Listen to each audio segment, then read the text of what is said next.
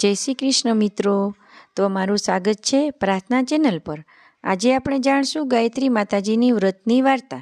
તે વાર્તા શરૂ કરીએ તે પહેલાં અમારા વિડીયોને લાઇક કરો અને ચેનલને સબસ્ક્રાઈબ કરો અને કમેન્ટમાં જય ગાયત્રી માતાજી લખવાનું ભૂલશો નહીં। તો ઘણા વર્ષો પહેલાં સુવર્ણ નામે એક નગરીમાં સુવર્ણસેન નામે એક મહાપરાક્રમી, શૂરવીર, દયાળુ અને વિદ્વાન રાજા રાજ કરતા હતા। એ રૈયતના સુખે સુખી થનારો અને રૈયતના દુઃખે દુઃખી થનારો હતો। કોઈ ભૂખ્યું ન સૂતું। ગરીબો માટે રાજાના ભંડાર સદા ખુલ્લા રહેતા। આવા દયાળુ રાજાની રાણી મૃગરાક્ષી પણ એવી જ દયાળુ હતી। એ બહુ રૂપાળી ન હોવા છતાં રાજા એને ખૂબ ચાહતો। પ્રજા પણ રાજા રાણીનો આદર આપતી। રાજા રાણી બધી રીતે સુખી હતા, પણ એક વાતનું દુઃખ હતું। લગ્નને લાંબો સમય વીતી જવા છતાં શેર માટીની ખોટ હતી। રાજા ઘણીવાર વિચારતો કે રાણીનો ખોળો જ આમ ખાલી રહેશે તો રાજગાદી પર એના પછી કોણ બેસશે? તે પણ જેવી પ્રભુની ઈચ્છા એમ માનીને બંને સુખેથી જીવન જીવતા હતા। પરંતુ રાજા સુવર્ણસેનની માતા કૃષ્ણાદેવીની આંખોમાં રાણી મૃગરાક્ષી કણાની જેમ ખૂંચવા લાગી। એક ઘણીવાર રાણીને વાંજણી એવું મેળું મારતી। રાણીને દુઃખી થતું અને સાસુ સામે કશું ન બોલતી। જેમ જેમ સમય પસાર થતો ગયો તેમ તેમ માતા કૃષ્ણાદેવીની પુત્રની ઈચ્છા ઉત્તરોત્તર વધતી ગઈ।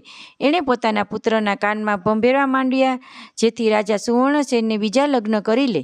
રાજા સુવર્ણસેનને પણ પિતા બનવાની ઘણી ઈચ્છા હતી, પણ રાણી પર અનહદ લાગણી હોવાને કારણે એ ફરી લગ્ન કરવા ખચકાતો હતો। રાજાને મનોમન ગુંગળાતો જોઈ પતિવ્રતા રાણી મૃગરાક્ષીએ સામે ચાલીને પતિને ફરી લગ્ન કરવાનું કહ્યું।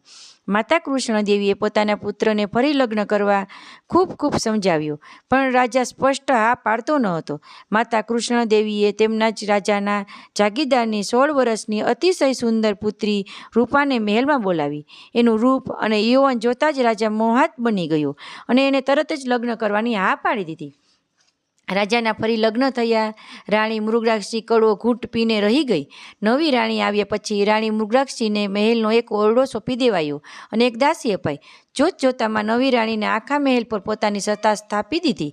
રાજા તો એના રૂપનો એટલો અંધ બની ગયો હતો, એનો સર્વત્ર નવી રાણી સિવાય કશું દેખાતું ન હતું। મહિને એકાદ વખત એણે રાણી મૃગરાક્ષીની યાદ આવતી હતી, ત્યારે એકાદ રાત ગાળવા એની પાસે જતો હતો અને પછી ભાવ પણ પૂછતો નહીં। રાણી મૃગરાક્ષીને દિવસો ઘણા દુઃખમાં જવા લાગ્યા। હવે એ ફક્ત નામની જ રાણી રહી ગઈ હતી।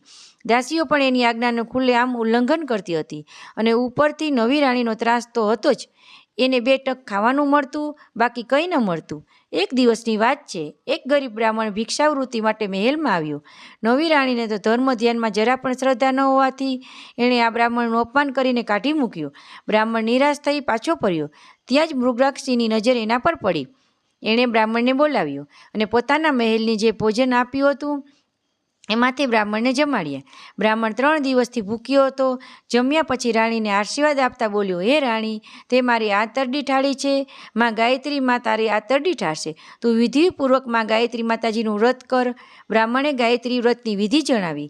મૃગરાક્ષીએ બ્રાહ્મણની વાતમાં વિશ્વાસ બેસી ગયો। એણે વિધિપૂર્વક ગાયત્રીનું વ્રત શરૂ કર્યું। એક દિવસ માં ગાયત્રી સપનામાં આવીને મૃગરાક્ષીને કહ્યું, કાલે મહેલની દિવાલ પાછળ કેરીના ગોટલાના છોતરા પડ્યા હશે, તે લાવીને તું ખાજે। તું એક તેજસ્વી પુત્રની માતા બનીશ અને હું સદાય તારા પુત્રની રક્ષા કરીશ। મૃગરાક્ષીએ માં ગાયત્રીનો આદેશ પ્રમાણે કર્યું અને થોડાક દિવસોમાં એને જાણ થઈ કે એને ગર્ભ રહી ગયો છે। એ ઘણી આનંદમાં આવી ગઈ। રાજા સુવર્ણસેનને પણ આ સમાચાર જાણી આનંદ થયો। એ મૃગરાક્ષી તરફ વધુ ધ્યાન આપવા માંડ્યો। માતા કૃષ્ણાદેવીને નવી રાણીને પેટમાં તેલ રેડાયું। જો મૃગરાક્ષી પુત્રની માતા બને તો તેનું માન વધી જશે, રાજા એનો બની જશે। નવી રાણી ઘણી કપટી હતી। તે મીઠા અવાજે રાજાને સમજાવવા લાગી, મોટી બેનના પગ ભારે છે, તેથી તેને એકલા રહેવાય નહીં। આવા સમયે તેને ખૂબ સાચવવા જોઈએ। તમે રજા આપો તો હું એમને મારી સાથે રાખું। રાજાને આ સાંભળી ઘણો આનંદ થયો। મૃગરાક્ષી પણ રાજી ખુશીથી નવી રાણી સાથે રહેવા આવી ગઈ। નવી રાણી નાની બેનની જેમ સેવા કરવા લાગી, પણ એને મનમાં કપટ હતું। એ તો સુવાવડની રાહ જોતી હતી। બરાબર 9મા મહિને મૃગરાક્ષીને સુંદર પુત્રનો જન્મ આપ્યો। નવી રાણીએ એક સેવક સાથે તાજા જન્મેલા પુત્રને જંગલમાં મોકલાવી દીધો અને પુત્રની જગ્યાએ બિલાડીનું મરેલું મુકાવી જાહેર કર્યું કે રાણી મૃગાક્ષીએ બિલાડીના બચ્ચાને જન્મ આપ્યો છે. રાજાના ક્રોધનો તો પાર ન રહ્યો. મૃગાક્ષી માટે સમસ્ત લાગણી ધૃણા અને ધિક્કારમાં પલટાઈ ગઈ. એને સુવાવડી રાણીને ધક્કો મારીને કાઢી મૂકી. રાણી મૃગાક્ષી રડતી રડતી પોતાના જૂના ઓરડે ચાલી ગઈ. માં ગાયત્રીને યાદ કરીને રડવા લાગી. હવે આ બાજુ જંગલમાં શું થયું એ તે જોઈએ. સેવકો તાજા જન્મેલા કુંવરને જંગલમાં મૂકીને ચાલ્યા ગયા. જંગલના પ્રાણીઓએ બાળકોને ફાડી ખાવા આટા મારવા લાગ્યા, પણ માં ગાયત્રીના પ્રભાવને કારણે તેને નજીક ન આવી શક્યા. સવારે કુંભાર જંગલના માટી ખોદવા આવ્યો. બાળકનું રુદન સાંભળીને ઘણી નવાઈ લાગી. નજર કરી તો તાજું જન્મેલું બાળક જોયું. કુંભારની નવાઈનો પાર ન રહ્યો. એ નિસંતાન હતો. તેણે બાળકને શેર ઘરે લઈ ગયો. કુંભારણ તો બાળકને જોતાં જ રાજીના રેડ થઈ ગઈ. આમ રાજાનો પુત્ર કુંભારના ઘેર ઉછરવા લાગ્યો. કુંભારણ એને સગા દીકરા કરતાં પણ અધિક હેતથી ઉછરે છે.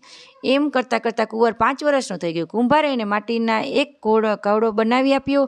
કુંવર દરરોજ ઘોડો લઈને નદીએ જતો. એને ઘોડાનું મોઢું પાણીમાં નાખી પી ઘોડા પાણી પી એમ બોલતો. એક દિવસ રાજા સુવર્ણસેને આ દ્રશ્ય જોયું. તે હસતા હસતા બોલ્યા, છોકરા, માટીનો ઘોડો તો કંઈ પાણી પીવે? જો સ્ત્રીને કુખે મરેલા બિલાડા જન્મે તો મારો ઘોડો પાણી કેમ ન પીવે? કુંવરે જવાબ આપ્યો. રાજાએ મહેલે જઈ નવી રાણીને વાત કરી. નવી રાણી ડરી ગઈ. પાપનો ભાંડો ફૂટી જવાનો ડર લાગ્યો. એણે રાજાને ખબર ન પડે તે રીતે સેવકોને મોકલાવી કુંભારને ગામ બહાર કાઢી મૂક્યા. હવે બન્યું એવું કે તે જ વર્ષે રાજ્યને ભયંકર દુષ્કાળ પડ્યો. લોકો ભૂખે મરવા લાગ્યા. પશુ પંખી પાણી વિના તરફડવા લાગ્યા. રાજાએ જ્યોતિષોને બોલાવ્યા તો સર્વે રાજાએ ગાયત્રી યજ્ઞ કરવાનું કહ્યું. એ યજ્ઞ પૂર્ણ થયા પછી એ રાજા રાણી હળ ચલાવે તથા જેની માતાએ ગાયત્રી વ્રત કર્યું છે હોય એવો છોકરો એ હળ હાકે તો વરસાદ થાય. રાજાએ તરત ગાયત્રી યજ્ઞ શરૂ કર્યો.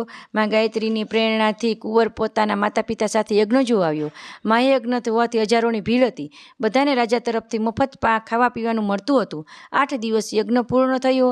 રાજા અને નવી રાણી હળે જોડાયા. ત્યાં કુંવર આગળ આવતા બોલ્યો, મારી માતાએ ગાયત્રી વ્રત કર્યું છે માટે હું હળ હાકીશ. કુંવર પણ હળ હાંકવા જોડાયો, પણ વરસાદ ન થયો. ત્યારે બ્રાહ્મણોએ જૂની રાણીને બોલાવવાનું કહ્યું. દુબળી થઈ ગયેલી મૃગાક્ષી આવીને હળે જોડાઈ કે તરત વરસાદ થયો. રાજાએ કુંભારણને ગાયત્રી વ્રત વિશે પૂછ્યું તો કુંભારણે કહ્યું કે હું તો કોઈ વ્રત કંઈ જાણતી નથી. ત્યારે આકાશવાણી થઈ, હે રાજા, એ તારો જ પુત્ર છે. નવી રાણીના કપટનો ભોગ બન્યો છે, પણ હું એની રક્ષા કરું છું. નવી રાણીના ઘણો પસ્તાવો થયો. એ મૃગાક્ષીના પગમાં પડી ગઈ, માફી માંગવા લાગી. રાજાને વહાલથી પોતાના પુત્રને છાતી સરસો ચાપી લીધો. આમ વર્ષો પછી પિતા પુત્રનો અને પતિ પત્નીનો સુખદ મિલાપ થયો. આ મિલાપ રાણી મૃગાક્ષીના ગાયત્રી વ્રતના ફળે સ્વરૂપે છે. આ વ્રત જેવું રાણી મૃગાક્ષીને ફળ્યું તેમ વ્રત કરનાર સર્વોને ફળજો. જય માં ગાયત્રી.